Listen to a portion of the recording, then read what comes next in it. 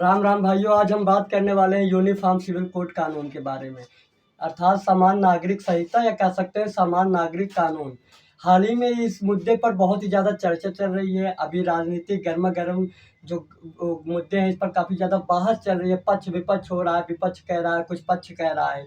और आज ही यानी 6 फरवरी को ही 6 फरवरी को ही उत्तराखंड में या विधानसभा में यह कानून पेश हो गया है कि केंद्र की तरफ से ड्राफ्ट को अनुमति मिल गई थी और ये कानून आज का विधानसभा में पेश भी हो गया है। हम जानेंगे कि यूनिफॉर्म सिविल कोड आखिर है क्या, अर्थात ये समान नागरिक संहिता है क्या, इसकी भारत में क्यों जरूरत है, क्यों आवश्यकता है, और क्या इस कानून से किसी एक विशेष धर्म या जाति वर्ग लिंग समुदाय इस पर क्या कोई विशेष प्रभाव पड़ेगा, कि यह कानून किसी एक धर्म को टारगेट करने के लिए क्या बनाया गया है। क्या हम इन सभी मुद्दों पर विस्तार से चर्चा करेंगे। लेकिन हम अपने सेशन को स्टार्ट कर रहे हैं, तो आप मेरे वीडियो का फॉर्मेट जानते हैं। हम सेशन को स्टार्ट करने से पहले हम आपसे हर बार एक प्रश्न पूछते हैं, आप उसका उत्तर देते रहते हैं, हम उसके बाद अपने सेशन को स्टार्ट करते रहते हैं। तो मेरा प्रश्न आप लोगों से ये है, आप ये बताइए, आप कहते हैं कि भारत एक धर्मनिरपेक्ष राष्ट्र है, आप ऐसा मानते हैं? अब आइए, संविधान में लिखा भी है कि भारत एक धर्मनिरपेक्ष राष्ट्र है। ठीक है, हम ये बात आपकी मान लीजिए। तो आप ये बताइए, अगर भारत, आप कहते हैं कि भारत एक धर्मनिरपेक्ष राष्ट्र है, कि फिर क्यों अलग अलग धर्मों को उनके अलग अलग पर्सनल लॉ दिए गए हैं? क्यों सभी के ऊपर सिविल लॉ एक समान रूप से लागू नहीं होता है? क्रिमिनल लॉ तो सबके ऊपर समान रूप से लागू होता है। सिविल लॉ जो है वो सभी धर्मों के ऊपर समान रूप से लागू क्यों नहीं होता है? क्यों वह हिंदू सिख के ऊपर ही समान रूप से लागू होता है? क्यों वह इस्लाम धर्म के ऊपर, क्रिश्चियन धर्म के ऊपर लागू नहीं होता है? क्यों उनके पर्सनल लॉ दिए गए, उनके क्यों पर्सनल कानून हैं? क्यों वो जो संविधान द्वारा दिए गए कानून है उन पर क्यों नहीं लागू होते हैं? जबकि आप कहते हैं कि भारत एक धर्मनिरपेक्ष राष्ट्र है, आप संविधान में लिखते हैं कि भारत एक धर्मनिरपेक्ष राष्ट्र है। आप इसका उत्तर या तो कमेंट सेक्शन में वीडियो को पॉज करके दे सकते हैं, या फिर सेशन को सुनते रहिए, आप उसका उत्तर दीजिएगा। तो हम अपने टॉपिक पे आते हैं। यूनिफॉर्म सिविल कोड अर्थात समान नागरिक संहिता या समान नागरिक कानून भी कह सकते हैं। इसका मतलब है कि सभी धर्म जाति वर्ग लिंग समुदाय के ऊपर एक समान रूप से कानून होगा, किसी को उनके पर्सनल कानून नहीं दिए जाएंगे। इस कानून का यह उद्देश्य है। इसको जब आप उनके पर्सनल लॉ नहीं देंगे, समान रूप से कानून देंगे, तो इसका फायदा क्या होगा? अब जब जैसा कि आप पढ़ते उद्देश्य में कि भारत की एकता अखंडता को अक्षुण्ण बनाए रखने के लिए, ऐसा आप शब्द पढ़ते होंगे, तो उसके लिए यह बहुत ज़्यादा जरूरी है कि हम किसी एक धर्म, एक जाति या एक वर्ग समुदाय लिंग को हम विशेष प्रावधान न देकर हम सभी को समान रूप से हम ट्रीट करेंगे और समान रूप से उन पर कानून लागू होगा। ये इस कानून के जरिए इसका यह उद्देश्य है मुख्यतः। तो यूनिफॉर्म सिविल कोड अभी उत्तराखंड में आज विधानसभा में पेश हो गया, और जहाँ तक है कि बहुमत की सरकार है तो वो पारित भी हो जाएगा, वो बन भी जाएगा। हम आते हैं कि इसकी भारत की जरूरत क्यों, आवश्यकता क्यों है। दरअसल भारत में दो लॉ हैं। एक है क्रिमिनल लॉ और एक है सिविल लॉ। क्रिमिनल लॉ मतलब क्या होता है कि आप इसमें क्रिमिनल लॉ में जो भी आपराधिक मामले होते हैं वह इसमें आते हैं।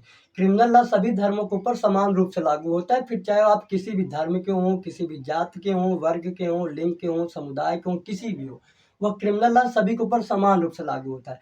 लेकिन सिविल लॉ में नहीं है। सिविल लॉ का मतलब है व्यक्ति बनाम व्यक्ति कानून। मतलब जो व्यक्ति बनाम व्यक्ति होते हैं, जैसे शादी विवाह का मामला हो गया, तलाक का मामला हो गया, तलाक के बाद जो उनकी संपत्ति का मामला हो गया, अगर पुरुष का कहीं बाहर से कोई बेटा हुआ है या बेटी हुई है, कोई संतान हुआ है, तो क्या उसको अपनी संपत्ति में हिस्सा मिलेगा या नहीं मिलेगा। इन सभी जैसे कानूनों को हम सिविल लॉ के अंतर्गत पढ़ते हैं। तो ये कानून जो है वो सभी धर्मों के ऊपर समान रूप से लागू नहीं होते हैं। जैसे कि इस्लाम धर्म हो गया, क्रिश्चियन धर्म हो गया, यहूदी हो गया, पारसी हो गया, इनके अपने अपने क्या है कि पर्सनल लॉ है। वही हिंदू धर्म हो गया, सिख धर्म हो गया, जैन धर्म हो गया और बौद्ध धर्म हो गया, इन धर्मों के पास अपने अपने पर्सनल लॉ का नहीं है। इन पे जो संविधान द्वारा बनाए गए सिविल लॉ है वो इन पर लागू होते हैं, न कि इनके पर्सनल लॉ हैं जो कि सिर्फ इनके ऊपर ही लागू होते हैं। बाकी जो मैंने इस तरफ आपको बताया कि इस्लाम क्रिश्चियन ये सब इनके अपने पर्सनल लॉ है, ये संविधान के हिसाब से नहीं चलते हैं, इनके अपने पर्सनल लॉ है, और इन्हीं के हिसाब से इनके जो सुनवाई होती है इन्हीं लॉ के हिसाब से होती है, इन्हीं को माध्यम बनाया जाता है। सब आप ऐसा ही जानते हैं कि जो और इस कानून में आप ये भी जानते हैं कि इस कानून के माध्यम से महिलाओं के सशक्तिकरण को बल मिलेगा। आप जैसा कि जानते हैं कि जो हिंदू धर्म में क्या है कि अगर जो लड़की है वो 18 साल की पूरी हो गई या 18 साल की हो गई, तो उसे बालिग मान लिया जाता है कि हाँ, कि वो बालिग हो गई है, अब उसका विवाह हो सकता है। अगर वो 18 साल से कम है तो उसे नाबालिग माना जाता है। नाबालिग माना जाता है, इट मीन्स कि अभी वो 18 साल की नहीं हुई है, तो उसकी आप शादी अभी नहीं कर सकते हैं। अगर आप करते हैं तो यह अपराध होगा, और अगर शिकायत मिलती है पुलिस को तो वो इस पर कार्रवाई भी कर सकती है। जबकि जो इस्लाम धर्म है उसमें आयु को कम रखी गई है, वहाँ पर 15 वर्ष का रखा गया कि हाँ, अगर इस्लाम धर्म की कोई लड़की है, अगर वो 15 वर्ष की हो गई है तो इसमें यह मान लिया जाता है कि वो बालिग हो चुकी हैं, अब उनका विवाह हो सकता है। ये इस कानून में प्रावधान है, जो कि बहुत कम एज है। इस उम्र में तो उनकी खेलने कूदने की उम्र होती है। खैर छोड़िए, ये उनका पर्सनल लॉ है, हम संविधान के हिसाब से चलने वाले हैं।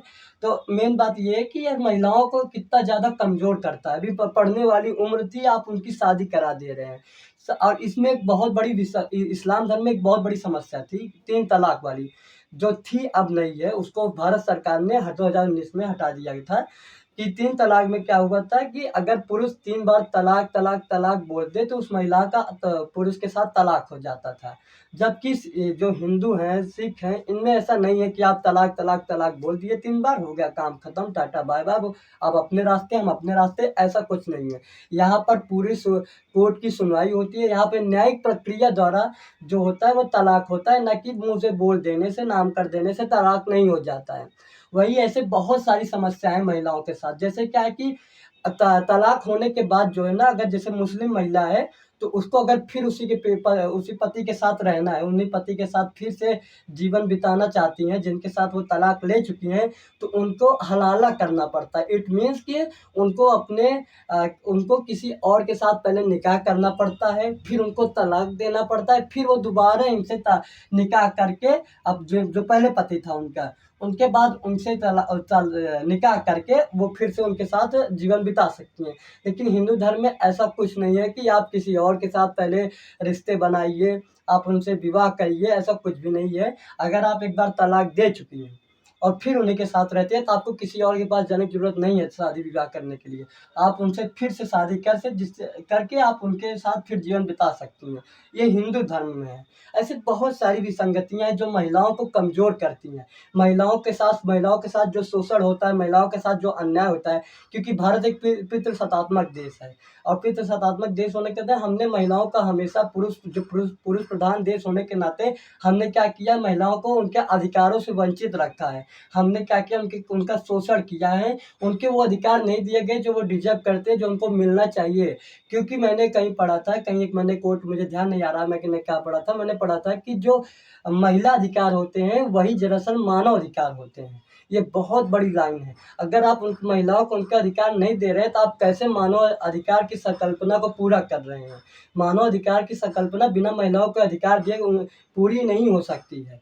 तो यह कानून जो है ना, वो महिलाओं को उनको अधिकार देने से, भारत की जो एकता अखंडता है, हम सभी को समान रूप से ट्रीट करने, इसके लिए बहुत ज़्यादा ज़रूरी है। लेकिन एज़ इट इज़ हर बार की तरह इस बार भी कुछ कुत्ते आएँगे, बोलेंगे, भौंकेंगे कि नहीं, नहीं, नहीं, इस कानून से ना एक धर्म को टारगेट बनाया जा रहा है। आप तो जानते हैं, हम नाम नहीं लेंगे धर्म का, एक धर्म को बहुत ज़्यादा टारगेट बनाया जा रहा है। भारत सरकार क्या कर रही है? एक ही धर्म को टारगेट कर रही है। वाह! इसको कहेंगे, इसके बाद उनका और तर्क क्या होता है? इससे क्या होगा ना, महिलाएँ मजबूत हो जाएँगी पुरुषों की तुलना में। अरे वो महिला है, वो बराबरी थोड़ी ना कर सकती है पुरुष से। कैसे वो बराबरी कर देगी? आप कैसे उसको हमसे ज़्यादा अधिकार दे रहे हैं? अब मतलब ऐसी सोच के लोग होंगे, ठीक है ना? ये महिला है, महिलाएँ पुरुष के हिसाब से चलेंगे, पुरुष महिलाएँ के हिसाब से थोड़ी ना चलेंगे। कैसे कह दे रहे हैं? जो विचारधाराओं, इनकी जो इनकी विचारधारा थी, इस तरह की होती है। वो सोचते हैं कि हमारे धर्म को टारगेट बनाया जा रहा है, बाकी हम महिलाओं को हमसे छोटा दिखाया जा रहा है, और इस कानून में है नहीं, पहले 3 तलाक हटा के हमको छोटा दिखाया गया, अब ये भी करके चलो ठीक है, दिखा लो, दिखा लो। मतलब वो अपने से ऊपर या अपने बराबरी महिलाओं को नहीं दे सकते हैं। इस कानून का विरोध करेंगे ना, उसकी सोच यही हो सकती है, कैसे महिला हमारे बराबर हो सकती है? हैं? और उसके बाद वो भारत के बारे में नहीं सोचेंगे। जो कुत्ते इस कानून का विरोध कर रहे हैं, जो भौंक रहे हैं, मेरा उनसे एक विनती है, आग्रह है, हाथ जोड़कर मैं आपसे विनम्र निवेदन करता हूँ कि आप एक काम करिए। आप अपने जो आपका सरनेम है, आपका जो भी धर्म, जाति, वर्ग, लिंग, समुदाय आपका जो भी हो, आप उस सरनेम को हटाइए थोड़ी देर के लिए, 1-2 मिनट के लिए हटा दीजिए। हटा दिए? अब सोचिए जो मैं बोल रहा हूँ। हटाने के बाद क्या करिए, वहाँ पे हिंदुस्तानी लिखिए या भारतीय लिखिए, इंडियन लिखिए, जो भी आपको सही लगेगा। आर्यवत लिखिए, जम्बू द्वीपे लिखिए, भारत खंडे लिखिए, जो भी लिखिए, आप लिखिए। और एक भारतीय, एक हिंदुस्तानी होने के नाते सोचिए, क्या ये कानून भारत के लिए ज़रूरी है कि नहीं है? क्या इस कानून से भारत को आवश्यकता है कि नहीं है? क्या इससे न्याय देने की जो प्रक्रिया है वो सरल हो जाएगी, नहीं हो जाएगी? जो हमारे न्यायपालिका में आज करोड़ों केसेस पेंडिंग हैं, उनमें अब पिछले दशक में देखेंगे आप, 1-2 दशकों से देखेंगे कि सिविल मामलों में लगातार वृद्धि होती जा रही है। शादी विवाह, तलाक, संपत्ति, इन मामलों में लगातार वृद्धि होती जा रही है। वृद्धि क्यों हो रही है? क्यों हो रही है वृद्धि? क्योंकि हमारे जो कानून है ना, जो हमारे कानून है, जो आपके जो पर्सनल लॉ हैं, वो बहुत ज़्यादा अलग-अलग, सबके अलग-अलग हैं, जिससे कानून प्रक्रिया बहुत ज़्यादा जटिल हो गई है। सबके अपने-अपने कानून, वो कहेंगे अरे ये तो हमारे कानून के हिसाब से नहीं कर रहे हैं, तो ये देखिए पर्सनल लॉ बोर्ड में ये लिखा है, देखिए पढ़िए इसको, आप कैसे कर दे रहे हैं? अरे आप, ये तो हमारे में लिखा ही नहीं है, आप इसमें देखिए हमारे में तो ये लिखा है। फिर वो लोग क्या बात करते हैं, आप बोले गलत लिखा है। ये चल रहा है, पर्सनल लॉ के हिसाब से न्याय दिया जा रहा है। और यही नहीं, अब ये तो ठीक है कि ये जो न्यायपालिका है, इसके कार्यों में तो देरी हो रही है कि नहीं हो रही है। त्वरित न्याय की संकल्पना ऐसे तो नहीं पूरी हो सकती है। अगर आप चाहते हैं कि त्वरित न्याय की संकल्पना पूरी हो, हम त्वरित न्याय की ओर आगे बढ़ सकें, हम न्याय जल्दी दे सकें, अन्याय को दूर कर सकें, तो ऐसे तो हो नहीं पाएगी। पहली बात, आप कानून को सरल करिए। जितना ज़्यादा कानून सरल होगा, उतनी ज़्यादा लोगों को न्याय देने में जल्दी आएगी, लोग अन्याय से दूर हो जाएँगे। पहला हो गया। दूसरा क्या है कि जब आप कानून को सरल कर देंगे, जब एक एक समान कानून लागू होगा सब पर, तो तब हम कह सकेंगे कि भारत की एकता, अखंडता की रक्षा हो रही है, हम उसको अक्षुण्ण बनाए रख रहे हैं। तब हम इसको कह पाएँगे।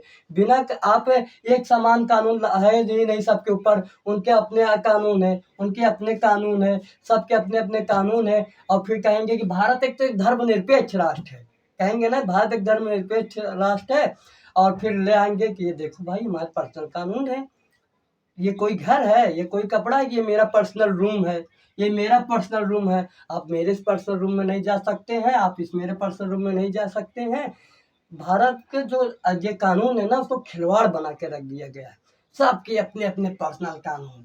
साला कानून नहीं, मज़ाक हो गया है। मज़ाक भी ऐसा नहीं होता है। अब और एक देश का मुझे नाम बताइए, एक देश का, जहाँ पर सभी धर्मों के अपने-अपने पर्सनल कानून दिए गए हैं।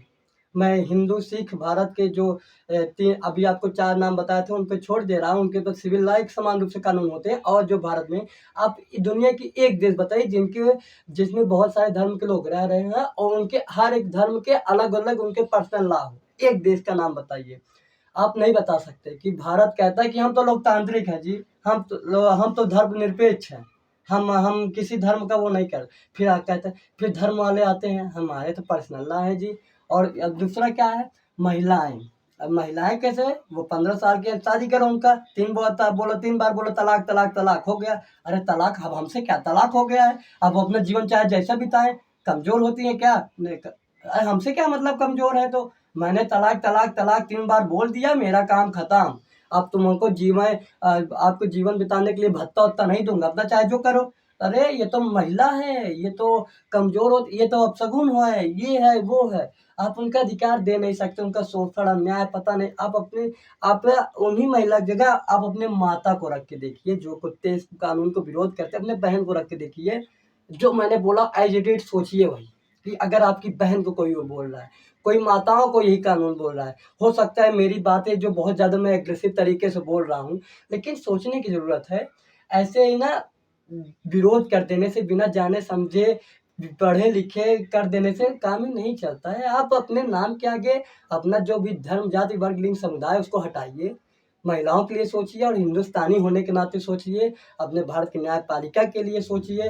भारत में जिनके साथ अन्याय हो रहा है, उनको न्याय कैसे मिलेगा और कितनी जल्दी मिलेगा, उनके लिए सोचिए। फिर अगर आपको लगता है तब भी नहीं यार, इस कानून में तब भी गलती है। तब मैं बताऊँ, एक है मेरे सवाल से, आप आपके संस्कार में फिर कमी है, ठीक है ना? क्योंकि ना तो आप फिर सच्चे हिंदुस्तानी हैं, आप भारत का हित नहीं सोच पा रहे हैं, और ना फिर आप अपने माताओं बहनों के लिए नहीं सोच पा रहे हैं। तो फिर इससे क्या है कि संस्कार में ही शायद आपकी कमी रह गई है। खैर छोड़िए, कुत्तों का काम है भौंकना, कोई आप सबकी मानसिकता को नहीं बदल सकते हैं। कुछ तो आएँगे, कुछ तो भौंकेंगे, गरजेंगे, क्या करेंगे, ये उनका मुद्दा है। लेकिन हमारा क्या उद्देश्य है कि हम आपको जागरूक करें, जो सच है हम आपको वो बताएँ। और इस वीडियो को ज़्यादा से ज़्यादा शेयर करिए, उन कुत्तों के पास भी और अदर लोगों के पास भी जो चाहते हैं कि ये कानून आए, लेकिन उनको इसके बारे में पूरी तरीके से जानकारी नहीं है, उनके पास भी ये वीडियो शेयर करिए, और कुत्तों के पास भी शेयर करिए, जो कहते हैं कि जो इस कानून का विरोध करते हैं, ताकि उनको जो दिमाग का भ्रम है, वो दूर हो और इस कानून के बारे में जानें, अच्छे से पढ़ें, ठीक है ना? और इससे क्या होगा कि उनको जो कानून का विरोध करना ना, एक बार सोचेंगे कि नहीं यार, कुछ तो बोल रहा था, हमको भी कहेंगे अरे कुत्ता मुझे बोल रहा है, भौंक कुछ रहा है। ये उनका उनका अपना पर्सनल मुद्दा है। खैर छोड़िए, हम सबके विचार या सोच को नहीं बदल सकते, लेकिन हमारी पूरी कोशिश है कि हम अपने जितने भी वीडियो ले आते हैं आपको जागरूक करें। जो महिलाओं के अधिकार हैं, जो आपके अधिकार हैं, जो भारत के लिए ज़रूरी है, जो हमारे राष्ट्र के लिए ज़रूरी है, हम जाति, वर्ग, धर्म से ऊपर उठ के अपने राष्ट्र के बारे में सोचें और लोगों को उनके अधिकारों के बारे में, महिलाओं को उनके अधिकारों के बारे में जागरूक करें, यही हमारा उद्देश्य है। तो आज का वीडियो यहीं तक था। अगर आपको अच्छा लगा हो तो please like, subscribe, comment, share करिए, और अपना जो प्यार है आप हमारे साथ बनाए रखिए।